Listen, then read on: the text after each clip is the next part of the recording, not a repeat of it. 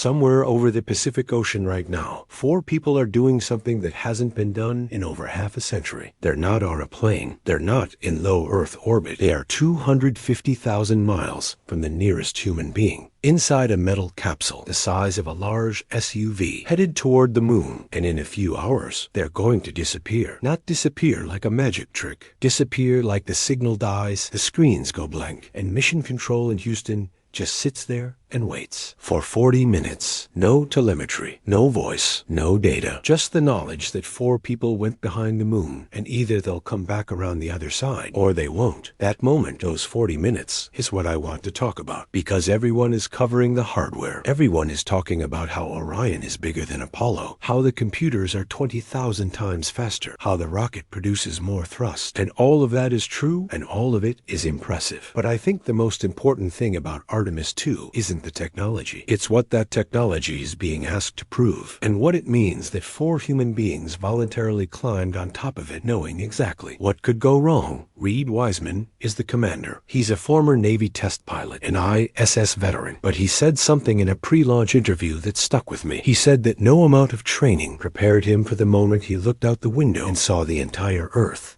pole to pole, Africa, Europe, the Northern Lights, all of it visible at once. He wasn't describing a technical system.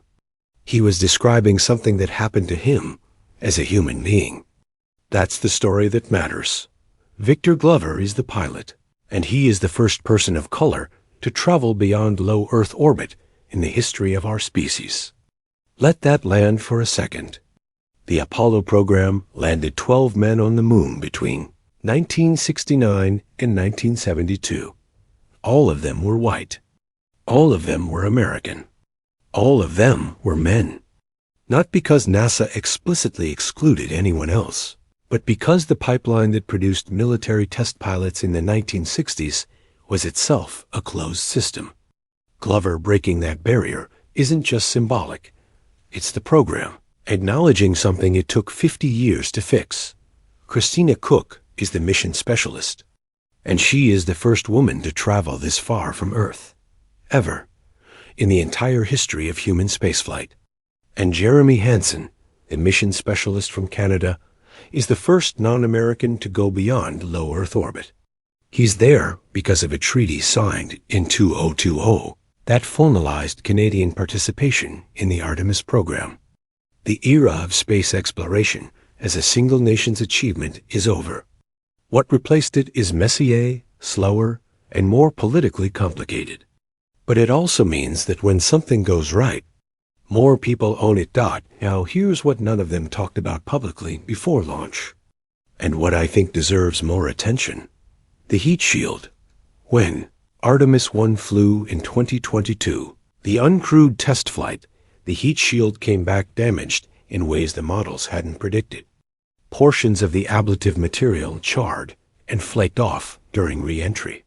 The underlying structure held. The temperatures inside stayed within limits. But the engineers who examined it afterward were alarmed enough that NASA convened an independent review team and spent 2 years analyzing whether it was safe to put humans on top of it. Some engineers said no. Some wanted a redesigned shield before any crewed mission. There were internal objections, formal dissents, real professional disagreement among people who had spent their careers building this thing. NASA Administrator Jared Isaacman reviewed all of it and gave the go-ahead. The shield flying on Artemis II is essentially the same design. Changes are planned for Artemis III. But this crew, Reid, Victor, Christina, Jeremy, they know this. They were briefed on the anomaly. They read the engineering reports. They accepted the risk with full knowledge of what the data showed. That is what astronauts actually do. Not the launch day wave and the thumbs up. The part where an engineer shows you a graph of unexpected material erosion and you decide, after reading everything, that you still want to go. Every astronaut who has ever flown has made some version of this calculation. The acknowledgement that the engineering is not perfect, that the margins are real but not infinite, and that exploration requires a willingness to go anyway. when Orion hits Earth's atmosphere on the way home. It will be traveling at approximately 25,000 miles per hour, faster than any crewed spacecraft has ever traveled during re-entry, faster than Apollo, faster than the shuttle. The heat shield will endure temperatures approaching 5,000 degrees Fahrenheit as superheated plasma wraps around the vehicle and blocks all communication.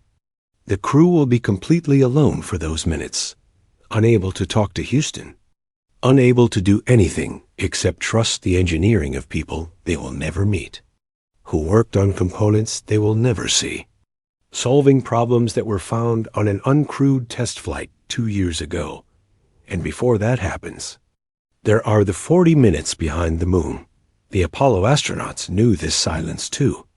Every crew that flew a lunar mission went behind the moon and lost contact with Earth. Jim Lovell described it as the most profound quiet he had ever experienced. Not peaceful, profound.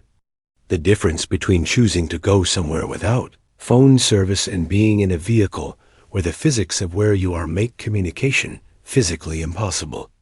The moon is simply in the way. No technology fixes that. No amount of 53 years of progress changes it. The Artemis II crew will experience that same silence. And what I find remarkable is that they will experience it while seeing something no human being has ever seen. Because of the geometry of this particular trajectory and the timing of the launch, as Orion swings around the far side of the moon, the crew will be able to look at the Orientale Basin, a massive impact crater roughly 600 miles across, sitting at the transition zone between the near side and the far side. Robotic spacecraft have photographed it. Orbital instruments have mapped it. But no person has ever looked at it with their own eyes. The Apollo missions were planned so that the near side was illuminated during their flybys, which meant this region was always in shadow or just out of view. Artemis II's trajectory changes that. They will be the first humans to see it, and they will see it alone, in silence. 250,000 miles from home dot, there is also a solar eclipse coming that no one is talking about. Not the kind you see from Earth, where the moon blocks the sun. This one happens when the Earth blocks the sun as seen from the spacecraft's position behind the moon. It will last approximately 53 minutes, occurring about an hour after Earthrise. No Apollo crew ever experienced it. The geometry never aligned. The Artemis II trajectory didn't produce this on purpose. The physics of the flyby made it inevitable.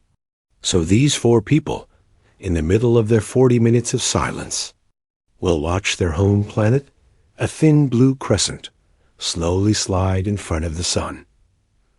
When they come back around the other side, and the signal returns and Houston hears their voices again, they will hold a record, the farthest any human being has ever traveled from Earth, about 252,000 miles. The current record belongs to the Apollo 13 crew, and they set it because their oxygen tank exploded and they nearly died. Artemis II will break it because the mission was designed that way from the start. What was once a last resort is now the flight plan. Apollo proved we could leave. Artemis is figuring out how to stay gone. Every system on this mission, the life support, the heat shield, the solar panels, the exercise equipment, even the toilet, is being validated not just for the moon, but for what comes after. Orion has already been evaluated for a 1,000-day mission profile when paired with additional habitat modules. The radiation data this crew's bodies are generating right now will shape every deep space mission for decades. 4 people are behind the moon right now. No signal can reach them. And sometime in the next few hours, they'll come back around, and Houston will hear their voices, and everyone will exhale. That's the mission. Not the numbers. Not the specs. 4 people agreeing to go somewhere no one has been in 50 years. Knowing exactly what could go wrong, and going anyway. That's always been the mission.